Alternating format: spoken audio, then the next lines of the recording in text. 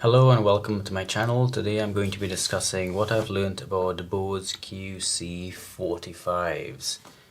So this is a much awaited update to the QC 35.2 and it now has USB Type-C.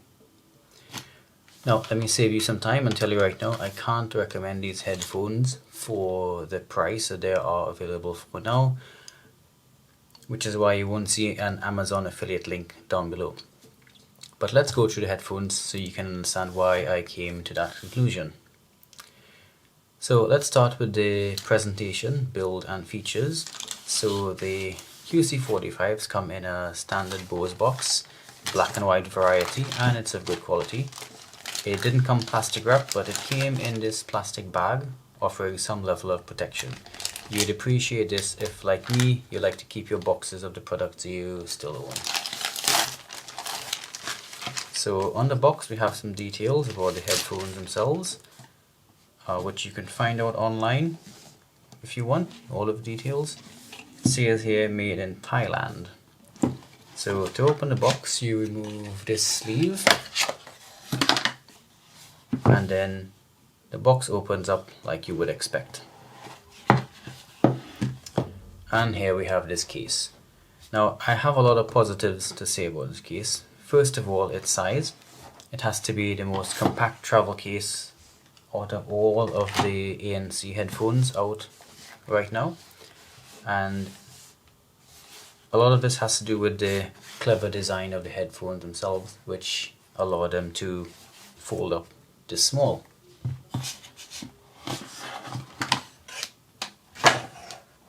So it's covered in a leatherish material, but unlike the case of the Technics I just reviewed, this material feels tough and durable. I feel like this case will last a long time and take a lot of abuse. There is a BOSE logo tastefully printed onto the front. There we go. And there's a small loop on top if you want to strap this case to your backpack. Okay, let's get inside.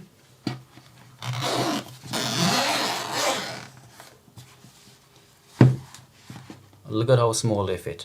Now at first I was excited to see these foam pieces inside because I thought they were part of the case and would allow me to put the headphones back inside properly, but unfortunately they aren't. They're just disposable. But as you'll see later on, we don't really need them. Now this brings me to one of the first downside. These cables that BOSE have supplied are so bad. It's probably better for the environment if they hadn't sent any at all. This USB cable is a joke. It is so short. I don't think you can even get a cable this short if you wanted. Like, BOSE, please explain to me how anyone is going to charge their headphones with this. Next, the audio cable. This cable is, well, first of all, look how thin it is. This is absolute bargain basement junk. I mean, look at the thickness of a proper audio cable.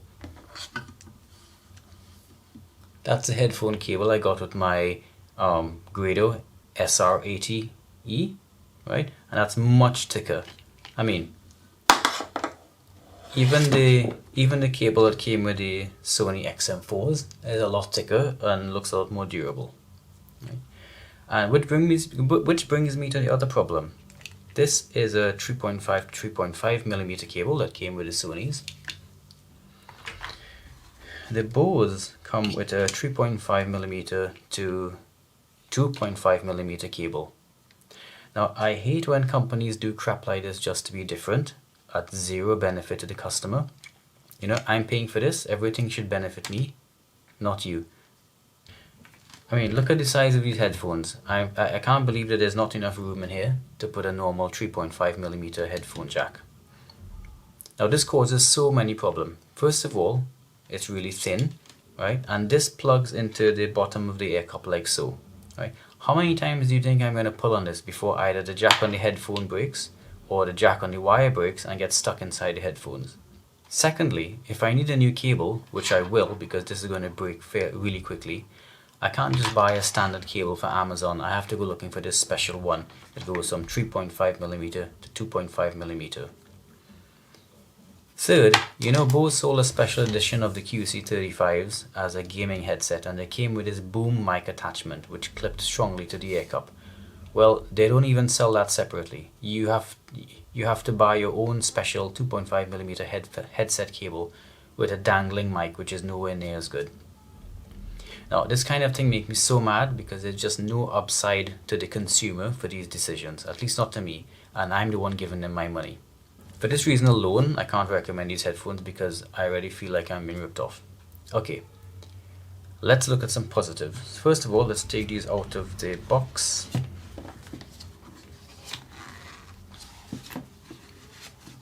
Now, the reason I said those pieces of foam weren't really needed is because this just goes into the box so easily. There's no need for any guide. It's going to go like that. It's going to go like that. Yeah, it doesn't matter which ear cup you fold this one, it's going to go in, right? And that's a really good design by Bose. I have to give them a lot of credit for that. Now, headphones themselves.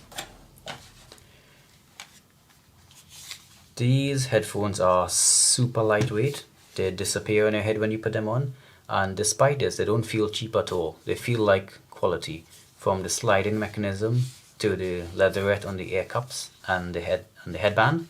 It all feels like quality. Even the black finish feels like a quality finish. The logo isn't raised like it used to be, but that's a good thing. I still think they're way too big anyway. I don't want to feel like I'm walking around with a billboard advertising Bose. So the sliding mechanism does contain metal, but it's sandwiched between two pieces of plastic, so it's not immediately obvious. I've also heard that the hinges are metal, but I can't see them, so you know, I'll have to believe that. The screws definitely are metal, and I think being exposed gives them a mean, purposeful look. Too bad for that stupid 2.5mm headphone jack. They could have easily put a 3.5mm jack there. Anyway, on to controls. So these headphones unfortunately have controls located in both ear cups, so if you want to do something as routine as press pause and turn off the noise cancellation, you need both hands. So the left ear cup has the noise cancelling button. This is going to turn noise cancellation on or turn it to ambient mode. There is no off mode on this headphones, which is another unfortunate omission. And the right ear cup has the volume up, down, and play pause. And there's also the power button. Power button is on the side, which I think is a pretty stupid place. It looks crap and it's hard to find with the headphones on. I wish all the controls were on the side, were on, or, you know, on the edge here, like on the Sennheiser Momentum tree. One problem I found with these headphones was that the buttons aren't the same. The volume up and play pause button are nice and tactile, but the volume down button is a bit soft, and that is really not acceptable on a pair of headphones that you're paying this much money for. These buttons should be perfect. Editor here, and I just have to say that I've been using these headphones wired to do editing, and they keep switching off, and I want the noise cancellation to stay on obviously, but they keep switching off all the time, and that's super annoying.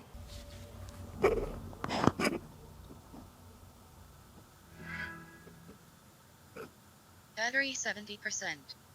Connected to Pixel 4a. So it's nice that it tells you the battery level, and it also tells you the device that you're connected to. That's very helpful.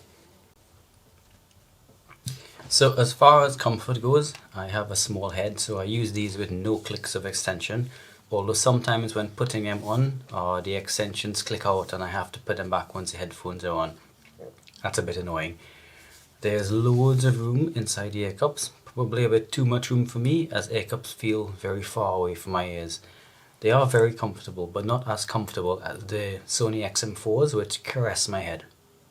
Now, I don't have any fancy equipment to test the ANC on headphones. All I can say is that they seem to cancel just a little less noise in my office and in the street than my Sony XM4s.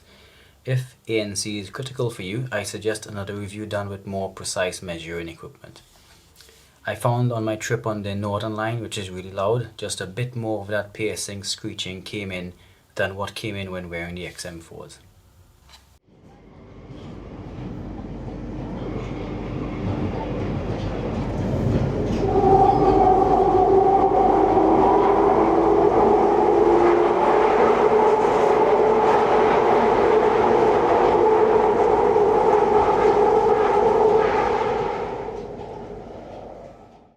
So how do these headphones sound? A lot of reviewers do the sound test with a default EQ, and I can see why they do this. If the manufacturer ships a pair of headphones a certain way, then this is how they should be tested. However, I believe in trying to get the headphones to sound as good as possible before coming to a conclusion about sound. So this is the custom EQ I came up with after a bit of testing. The EQ doesn't do a massive amount, but the headphones sounded pretty good to start with. I just needed to add a little more bass and some slight treble to get more of a V shape out of these. Now, I have to say that not only is sound very subjective, but everyone has different ears, heads, etc. that's going to make a huge difference to how headphones sound. So to be sure, you really need to listen to these yourself. I find it really funny how many reviewers still play sound through their headphones and record them and play them back to you. You might as well just guess how they sound instead, you'll have a better chance. That's why one reviewer is going to say the same headphones sound great and another reviewer is going to say they sound like garbage. Having said that, I'm going to try to use my headphone experience to help you have a better idea. I'm not an audiophile, but I do like detail in music. The headphones have a lot of detail in music. The high frequencies extend way up to 20 kHz and you can hear hisses that you might miss using other pairs of headphones. The bass is present and clean, it's not boomy, and above all it's not distorted. Even the sub bass is nicely audible. These headphones are faithful to Bose sound signature, so if you listen to any other pair from Bose, these are going to sound just like that.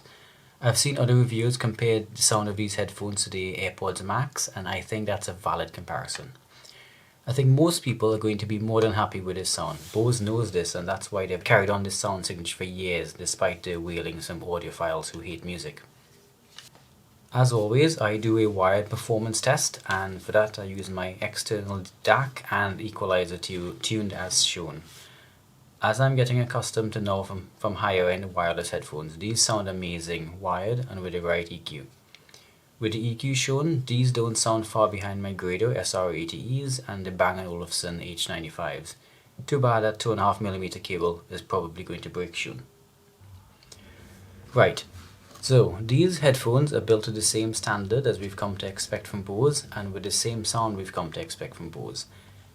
These headphones are lightweight and have the best travel case in the business, so they should be a no-brainer choice for travelers.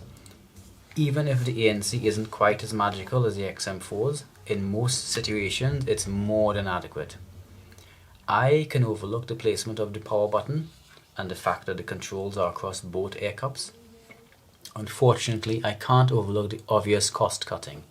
These cables supplied are absolutely ridiculous and they have to be replaced pretty much at once, adding to the cost of an already expensive pair of headphones. But it's not even this simple. Bose do not sell the only headset and mic that can clip safely to this air cup without risking breaking the jack. You have to look for aftermarket versions. The sticky volume control is also unacceptable in this price bracket. You can probably hear, if I hold this up to the mic, volume up, volume down. So these are a great pair of headphones in so many ways, but for the price, I can't recommend that you buy them.